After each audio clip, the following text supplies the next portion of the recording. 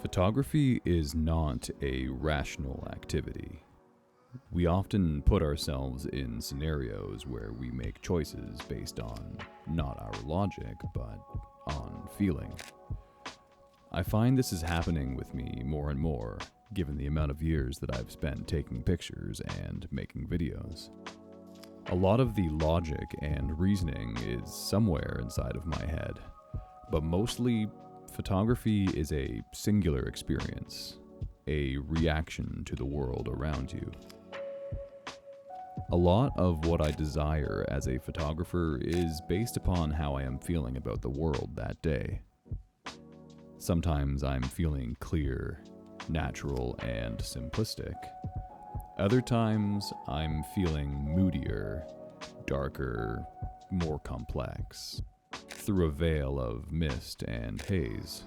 This brings me to the lens I chose for today's episode. I chose this lens because it is practically the polar opposite of the lens I chose for my last video in this series. This is the Industar 50-2. It was manufactured in the Soviet Union for decades until the 1990s.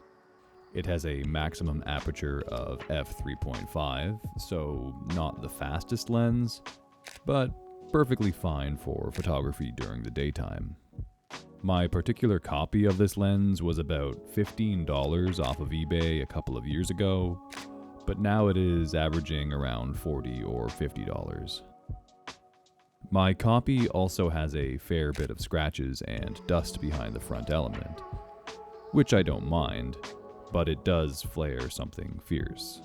I am using this lens without a lens hood, bare bones. Users of this lens, at least with my copy, might find that it has very low contrast. Images come out quite flat, at least with the 3 or 4 film simulations I was using on my Fuji XE4. Of course, if you use this lens and take raw photos, you would be able to add a fair amount of contrast back into your shots.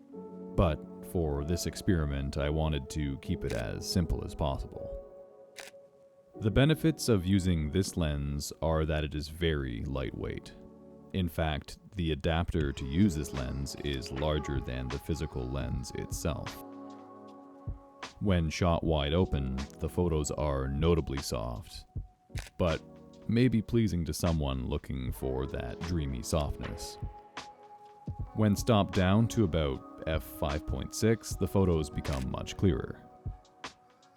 For not being the fastest lens, in terms of aperture, this lens has a beautiful fall off from in-focus areas to out-of-focus areas. Some might call it painterly. I think that's where this lens has its greatest strengths.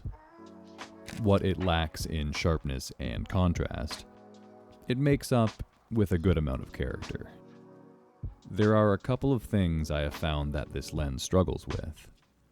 When your subject is far away, or maybe the scenery is your subject, you lose a large sense of depth. Since this lens has so little contrast, it goes without saying that there is absolutely no micro contrast, or that three-dimensional element that makes an image pop off the screen. However, to counter that, this lens is great at capturing pastels with a subtle richness that I find pleasing.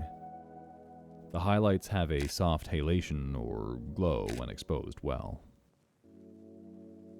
Another one of the struggles with this lens is how it handles very bright highlights. Rather than having a range of bright areas in an image, this lens tends to blow out highlights in an unattractive blob, as far as I'm concerned. Keep in mind, I am out shooting in less than ideal lighting, and there are harsh highlights all over. This isn't exactly a lens I would say is safe, or even something to carry with you every day, despite how tiny it actually is. It's not even a lens I would say that is specialty in terms of its desirable characteristics, which there aren't a lot of. Mostly, I find this lens is something you take out because you know its shortcomings, and maybe you only have a few dollars to spend on new equipment. You will definitely get a look out of it, and if you're new to using a 50mm lens, there's probably no cheaper you can go than this. Does it punch above its weight? For sure.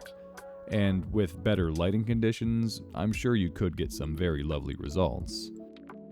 Is this lens going to live with me much longer? Probably not. If you're in the Toronto area and you want to trade a pint for it, follow one or more of my socials and let me know. Anyways, I wanted to thank you for taking part in this new series. If you're enjoying this type of video, throw me a like. If you want to see more like this, hit that subscribe button. Until next time, adios.